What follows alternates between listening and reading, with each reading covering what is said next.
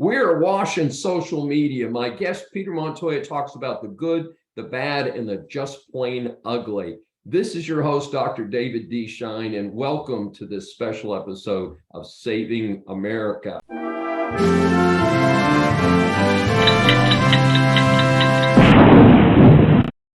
Peter Montoya grew his software company, Marketing Pro, from a three-person startup to a multi-million-dollar exit, all without partners or investors. Peter is the author of two books on personal branding, The Brand Called You and The Personal Branding Phenomenon. He is currently building his latest game-changing tech startup, Earth, which is spelled U-R-T-H, and I think I'm pronouncing it correctly, Right. Which is on track to transform the social media landscape by providing a civil, community-driven platform free of bots, trolls, and misinformation. And by the way, I've just signed up for the beta version, so Thank you. I'll get a chance to experiment with it with you. Peter's also the author of the best-selling book, The Second Civil War, A Citizen's Guide to Healing Our Fractured Nation. We welcome Peter Montoya for his first appearance on Saving America. Professor Stein, thank you so much for having me here. Yeah, you're delighted to have you join us. So as you know, we ask our guests three questions and we will dig right in here. So you've referenced the possibility that social media could bring us together. And you specifically mentioned in one of your posts about Joe Biden's call for unity when he ran for president in late 2020. In light of his recent speeches, have you been rethinking Biden as a unifier? Well, unfortunately, politicians have at least two different modes. One mode is governing and the other mode is campaigning. And the messaging is very, very different when you're campaigning as opposed to when you're governing. So when you're governing, you want to unify the whole country beneath you. And so when he first got into office, he had a call for unity. But as he's gearing up for a midterm election, now he's in campaign mode. So his messaging has changed. Now, he basically labeled the part of the Republican wing, the Donald Trump Republicans, extremists. And that was a really smart, or let's say cunning bit of political psychology or mass political psychology. Because whenever someone is arguing with a supporter of President Trump and they bring up certain facts or bits of information that might be diminutive or hurting to the status or stature of President Trump supporters just go, "Where'd you hear that information?" And it is fake news. It is a way of ceasing all information and basically diminishing the person who's making the argument.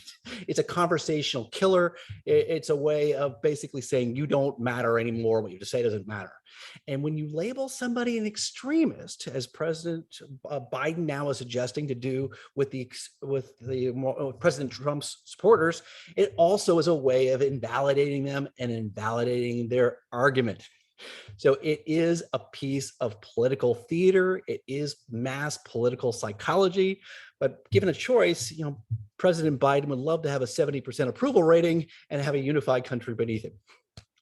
Yeah, it is a very challenging scenario. And of course, there are a lot of people who have voted for Trump who are not what people call Trumpsters. And many conservatives, including myself, have great disagreement with a number of the things, that Trump has said and done. And certainly failing to either stop January 6th or to have condemned it, that it presents some very special circumstances. And of course, a lot of the pundits have come out and said the problem with what Biden did is 70 million people voted for Trump. Many of them are not extremists and don't appreciate the title. So it is a two-bladed sword. It's a very divisive statement, but it's what you do when you're campaigning. Yeah. Well, it's really something. Hey, tell us question number 2 here. Tell us about your tech startup Earth, and I hope I'm pronouncing it correctly. URTH. Exactly right. It's pronounced like the Earth, but with a U, so it's got a slight tech spin on it. And we really think we can help cure or fix the very, very broken information ecosystem. So I know you teach management and leadership, so you will appreciate this. The first step of all creative problem solving and the first step of all leadership and all strategy is to agree upon a common set of facts. And until a group, organization, or country can agree on a common set of facts, we are unable to cooperate to solve the problem. And what social media is currently doing, and I label social media, cable news as an outrage-driven advertising machine. What it is doing is spreading misinformation, disinformation, sensationalism with the pure intent of jacking up their viewership so they can make more money. And it is just as naked as that. They know exactly what they're doing. The fastest way to get more viewership, more eyeballs on the screen is to vilify the outgroup. So if you're a Republican, it's to vilify the Democrats. If you're a Democrat, it's to vilify the Republicans. And there's obviously lots of different permutations of that, but that's the best way to get more eyeballs. So what we believe we can do with Earth is to basically disincentivize that sensationalism and that outrage, because it's only about 6 to 12, 10% of America who's really engaged in this misinformation, disinformation war. And what they've found out is there's 80% of us in the middle who are now the exhausted middle. We're just tired of all the yelling and all the screaming. We're tired of being exploited and all the sensationalism and the lies. We're just exhausted of it. And the polling data basically supports that. So when you poll Americans, Republicans and Democrats, on issues, what do you think about policing? What's the role of government? What do you think tax rates should be? Even abortion. You will find that when you ask people about policies from both parties, there is 80% agreement on poll after poll after poll. So we actually agree, and it's just the ecosystem of social media that makes us feel so divided. It makes us other Americans rather than realizing we're actually in agreement. So what Earth aims to do is to disincentivize all of the outrage. Well, how will this pay for itself? So you mentioned advertising, so there needs to be some way of paying for it, right? Yeah, you're absolutely right. So first of all, we are a data privacy company, and we will not be selling anyone's data. The next thing that we'll do is scare some people, but I think you'll appreciate the reason why, is we will do user authentication. So before you actually can comment, you can view all the content you want without authenticating yourself. But as soon as you want to start making comment, making speech on our platform, we want reputational risk. We want you to have some skin in the game so that what you're saying is more civil and or more likely more true, because you don't want the backlash of what we have in the real world of someone saying that you're uncredible or uncivil in some way. So we're going to add that incentive back into it. And then we'll actually generate revenue based on the subscription models. So when people want to charge money for their bonus content, whether it be video or audio or podcasts, we'll take a small percentage of their premium content.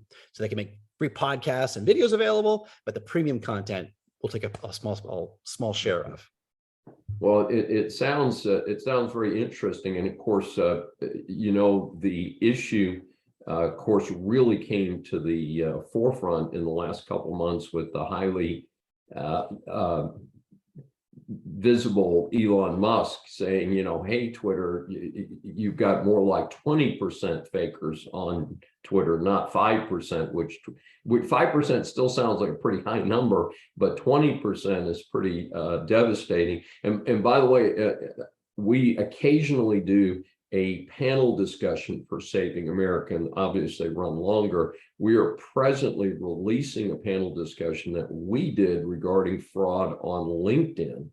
And it was the headline article was a former FBI agent who was approached by a lady who was defrauded out of a huge amount of her personal savings on some crypto scam, some guy connected with her. And of course, the interesting thing about the anonymity of people on social media is that you don't know if that's a man or a woman. You don't know if they're actually in the United States or in China or a third country. And it is a very, very challenging situation. So like I said, we specifically focused on LinkedIn, which is where I'm more active, but also in light of the thing that happened with Twitter, that I think people would welcome a site that says when Dr. Schein says something, it's actually Dr. Schein saying it and not a bot.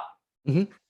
So I think that has some great some great promise. This is Dr. David D. Schein for Saving America. If you've enjoyed this episode, please subscribe on your favorite platform.